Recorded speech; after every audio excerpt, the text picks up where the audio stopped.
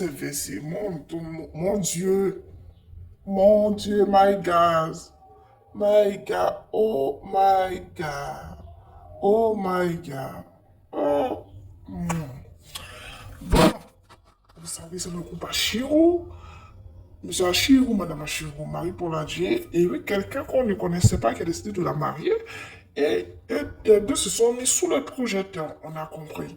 Depuis maintenant une semaine, le doute planait, mais structure d'enquête côté finance, bon, eux, ils suivent tout ce qui a trait aux affaires qui ont d'ordre juridique, qui sont un peu scandaleux. Ils mettent ça sur les pages Facebook et sur le site internet. De même, leur page Facebook a été victime de piratage quand ils ont commencé à parler de M. Achiro.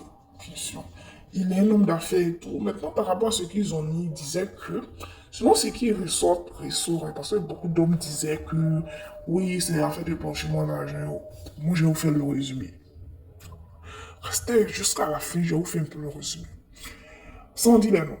Vous voyez un peu. Le monsieur est un homme qui est dans le négoce de produits agricoles.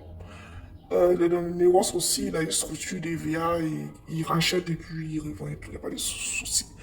Maintenant, Etsu, il savait qu'il a eu une affaire, un business avec un député ivoirien, des députés ivoiriens, un monsieur, un homme d'affaires aussi, mais qu'à la base, un député ivoirien d'un parti politique, selon la page Facebook, hein, d'un parti politique de l'opposition, je peux essayer de dire et tout. Donc, par rapport au business que les deux ont fait et tout, le monsieur trouve que M. Achou n'a pas réglé sa part du contrat. C'est-à-dire, il ne sait pas s'il devait se partager le bénéfice.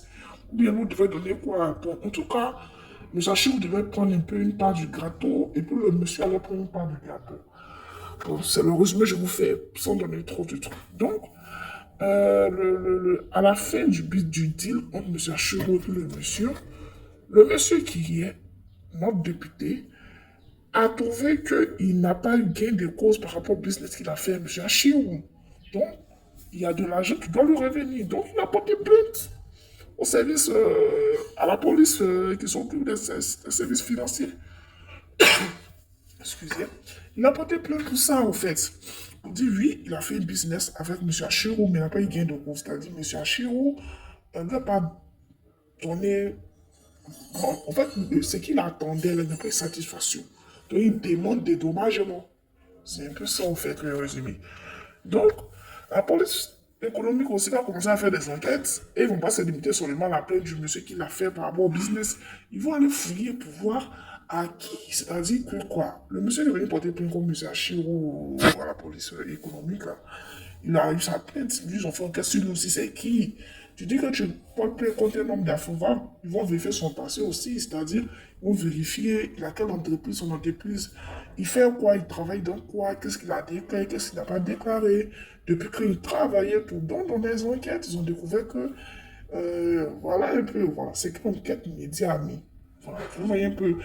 C'est vrai qu'il y a eu une plainte, mais ils sont retenus dans le passé pour voir le monsieur à qui, parce que pour donner raison soit à M. Achiro ou à l'autre, la police doit mener des enquêtes, les autorités doivent mener des enquêtes pour voir qui a raison, qui a tort.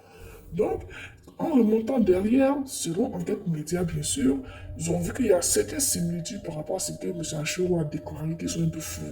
Oui, tantôt, c'est vrai qu'il fait du négoce, mais depuis quelle année il fait du négoce?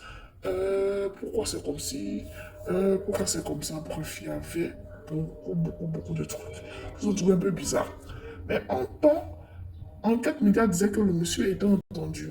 Maintenant, d'autres personnes, rumeurs, je dis rumeurs, disaient que oui, le monsieur est derrière les barreaux, c'est-à-dire qu'il aurait peut-être lancé lui pour être entendu. Bref, on a entendu beaucoup de choses. Jusqu'à ce que la page d'enquête média soit piratée.